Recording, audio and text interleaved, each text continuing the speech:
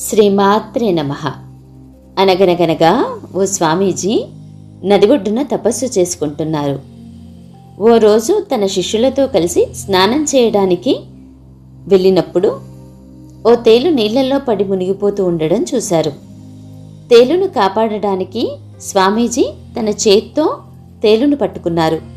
తేలు వెంటనే స్వామీజీ చేయిని కుట్టింది.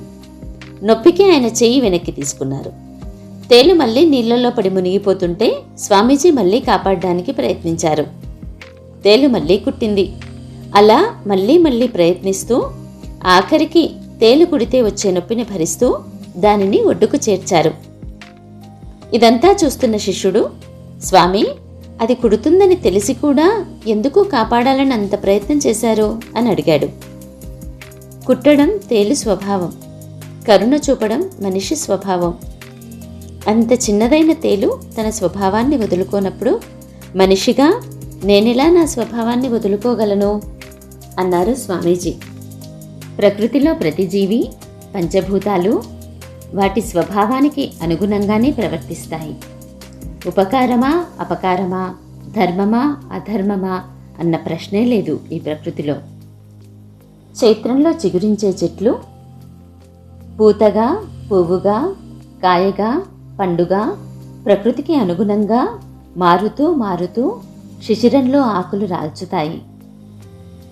నీరు మనిషికి ప్రాణాధారం. బ్రతకడానికి పంటలకు నదులుగా, సముద్రాలుగా మనల్ని కాపాడుతాయి. సునామీల్లాంటివి వచ్చినప్పుడు అదే నీరు వరదై ముంచేస్తుంది, ప్రాణాలను హరిస్తుంది. శ్వాసగా మనలో ఉండే గాలి మనల్ని బ్రతికిస్తే చెడుగాలులు ఇబ్బంది పెడతాయి. పుట్టినప్పటి నుంచి జీవితమంతా మనల్ని భరించిన భూమి మనం పోయిన తర్వాత మనల్ని ప్రేమగా తనలో ఇముడ్చుకుంటుంది. మనిషికి ఆలోచన, బుద్ధిశక్తి ఎందుకంటే ప్రకృతిని ఇబ్బంది పెట్టకుండా వీలైనంతలో హాయిగా బ్రతకనివ్వడానికి. కానీ మన తెలివితేటలన్నీ గతం గురించి ఆలోచించడానికో, భవిష్యత్తు గురించి భయపడడానికో, స్వార్థము, లోభము, కోపాలతో జీవితమంతా ఇబ్బంది పడడానికి ఉపయోగిస్తున్నాం. అనవసరపు ఆలోచనలతో ప్రకృతికి, మనకు మనమే దూరమవుతున్నాం. మనిషిగా జాలి, దయ, కరుణ, స్నేహం, ప్రేమలతో మంచి చెడు ఏది జరిగినా ఈ ప్రకృతికి అనుగుణంగానే అనుకుంటూ మన ధర్మాన్ని మనం నిర్వహించాలంటే విశ్వచైతన్యమైన ఆ పరాశక్తితో నిరంతరము కలిసి ఉండాలి. పూర్వకాలంలో ఋషులు ప్రకృతితో కలిసి ఉండి తపస్సుతో ఎటువంటి పరికరాలు లేకుండా కేవలం శ్రద్ధగా మనస్సు నిలపడం ద్వారా ఈ విశ్వాన్ని దర్శించారు. ఖగోళము, జ్యోతిషము, వైద్యము ఇలా ప్రస్తుత మానవజాతికి ఉపయోగపడుతున్న ఎన్నో ఆధునిక శాస్త్రాలకు మూలమయ్యారు.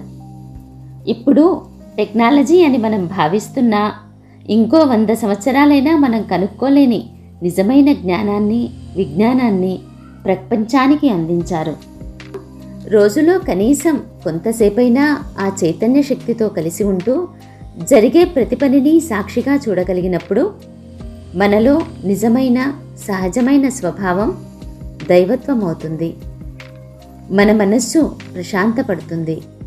జీవితం అద్భుతాలను ఆవిష్కరిస్తుంది. ప్రయత్నిద్దామా? జై శ్రీరామ్. ఇలాంటి మరిన్ని మంచి కథల కోసం లైక్, షేర్, సబ్స్క్రైబ్.